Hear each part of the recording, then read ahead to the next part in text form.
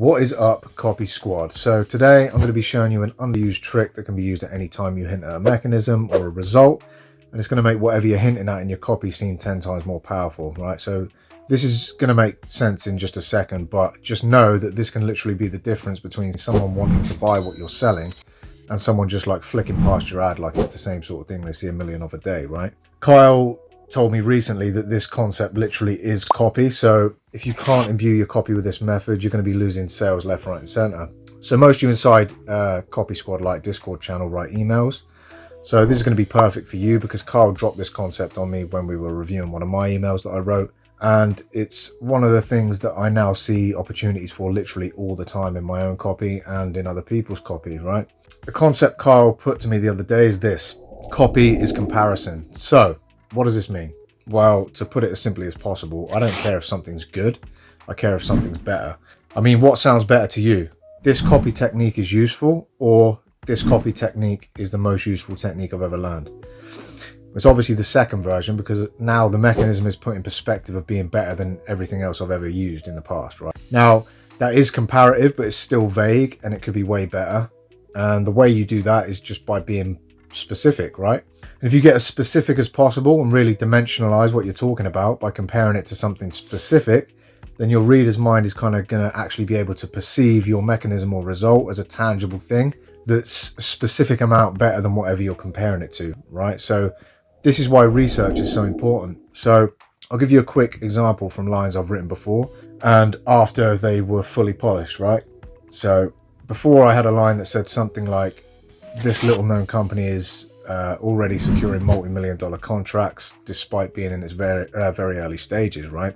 So it's not a bad line and it describes to some degree the magnitude of the opportunity, but I've not really said anything that gives my reader anything to go on other than the fact that I'm saying it's a big opportunity, right? So I guess you could say that the multi-million-dollar contracts are something, but that doesn't really translate to an opportunity to me, right? Certainly not one that I can perceive as being tangible or a specific size to me, right? So, but then I did a bit of research and found a way to reframe this line to dimensionalize it into something that made this an extremely exciting prospect.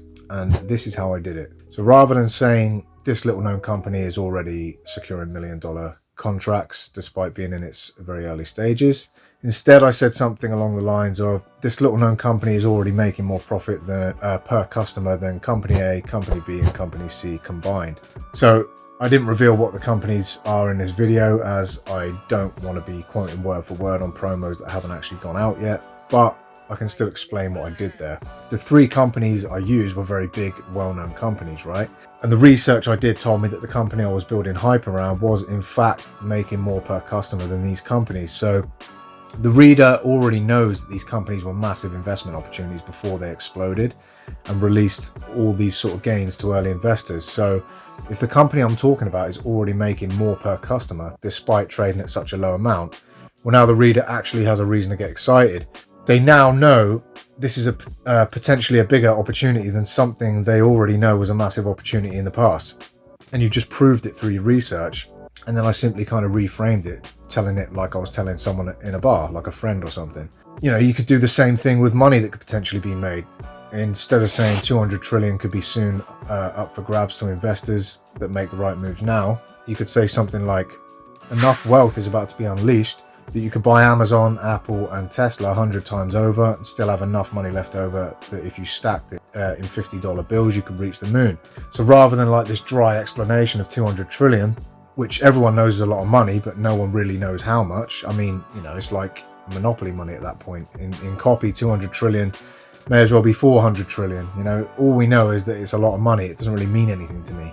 If you can do a bit of research and compare it to something like I did just then, it's going to allow your reader to really visualize whatever it is you're talking about. It doesn't have to just be money, right? It could be a skincare product that has like paused aging twice as fast as a specific leading serum or lotion combined or something like that. You know, just whatever you think is going to make your proposal or mechanism or result sound the most attractive or intriguing that your target audience can relate to, right? So there's only one main takeaway from this video, and it's this: every time you see an offer of the description of a mechanism or the hint of a result or something that's going to benefit the reader in some way, find a way to compare it to something else. You know, the more specific, the better. Because if you can compare it to something specific, then that's what's going to create the response of excitement inside your reader's mind that's going to really make them want to start to buy. So do it as often as possible. As always, you're going to want to join Copy Squad Lite if you want to fast track to copywriting success, as it's the only place where you're going to have access to Kyle and some of his writers. That includes myself. And there's also a bunch of freelancers inside the channel, and they're making money actively right now.